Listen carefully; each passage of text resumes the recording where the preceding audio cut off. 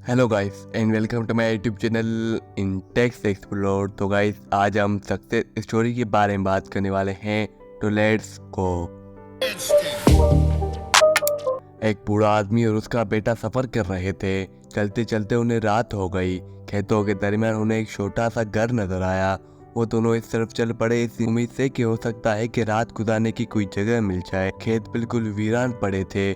ऐसा लगता था कि लंबे अरसे से किसी ने उस पर हल नहीं चलाया था, उनकी देखभाल नहीं की थी। घर का मालिक बड़ा भला आदमी था। उसने उनके लिए खाने और रहने का बंदोबस्त किया। घर की हालत काफी गुस्सा थी, गुर्बत साफ नजर आ रही थी।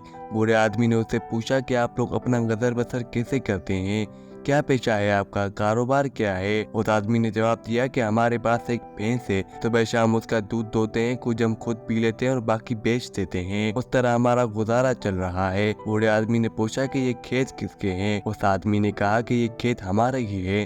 बूढ़ा आदमी ये सुनकर बड़ा हैरान हुआ लेकिन खामोश रहा। वो समझ गया कि भैंस ने उनको सुस्त और कायल बना दिया है। जब सब लोग सो गए तो आधी रात को उसने अपने बेटे को उठाया।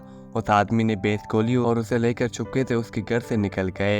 एक पहाड़ पर चढ़कर बूढ़े आदमी ने भैंस को वहां से गिरा दिया और खुद अपनी मंजिल की तरफ चल पड़े।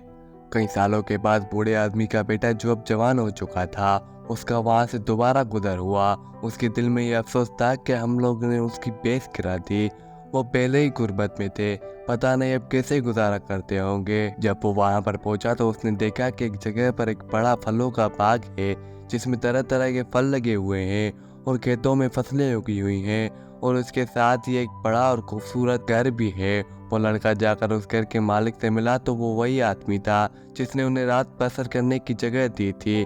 लड़के ने पूछा कि तुम्हारी हालत कैसे बदल गई, इतने अमीर कैसे हो गए। तो उसने बताया कि भैंस चोरी होने के बाद कुछ दिन तो हमें समझ नहीं आया कि हम क्या करें, पर जिंदा रहने के लिए कुछ ना कुछ तो करना ही था। तो हमने उन खेतों में हल चलाना शुरू कर दिया। घर का सामान बेचकर कुछ बीज खरीदे और खेतों में बो दिए। उसकी देखभाल की तो फसल अच्छी हुई।